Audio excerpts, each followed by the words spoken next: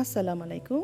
আপনারা যদি creamy, dreamy, softy, classic dessert বানাতে চান, যা বানাতে কোনো ওভেন লাগে না, তাইলে অবশ্যই আপনি এই টিরামিসু রেসিপিটা আপনি ফলো করতে পারেন। এটা খেতে অনেক মজা। তো শুরু করা যাক।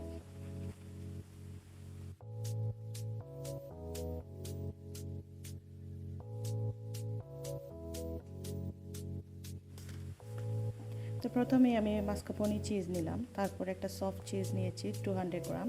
তারপর খুব ভালোভাবে মিক্স করে নিব।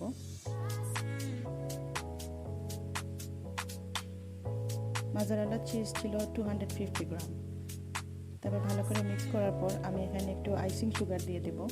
আইসিং সুগার বা গোল্ডেন কাস্টার্ড সুগার আপনারা দিতে পারেন, যেমন 3 টেবিল স্পুন আমি এখানে দিয়েছি। আপনারা এখানে চাইলে বাড়াতে কমাতে পারবেন। তারপর আমি 300 গ্রাম ডাবল ক্রিম দিয়ে দেব।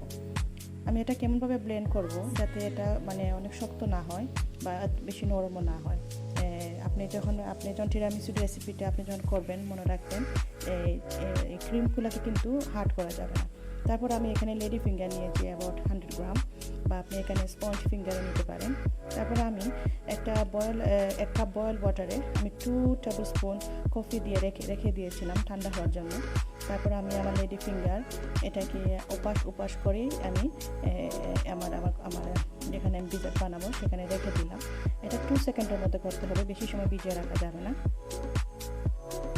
তারপর আমি একটা নোজল পাইপের সাহায্যে আমি একটু উপরে একটু ডিজাইন করবো, এর জন্য আমি নোজল পাইপ ইউজ করতেছি। আপনারা চাইলে এমনি এটা করতে পারবেন।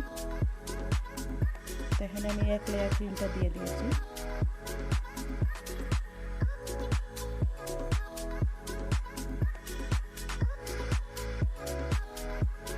এখানে সেকেন্ড লেয়ারের জন্য এভাবে খুব তাড়াতাড়ি আমি এখানে দিয়ে দিচ্ছি। তারপর আমি সেকেন্ড আবার একটা ক্রিম, যেগুলো ক্রিম হাফ আমার রয়ে গিয়েছিল, এগুলো আমি দিয়ে দিচ্ছি। তারপর আমি এখানে একটু করে দিচ্ছি। যদি আপনি কোকো পাউডার যখন দিবেন, ফুল হলে বা রাউন্ড কিছু হলে উপরে কিছু মানে পাউডার দেওয়ার পর খুব সুন্দর দেখা যায়।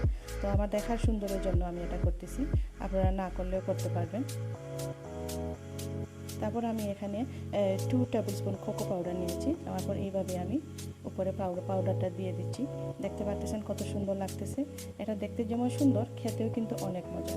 অবশ্যই ট্রাই করবেন। এটা রেখে দিন ফ্রিজে, পরের দিন খেতে কিন্তু আরও ভালো লাগে। Thank you for watching.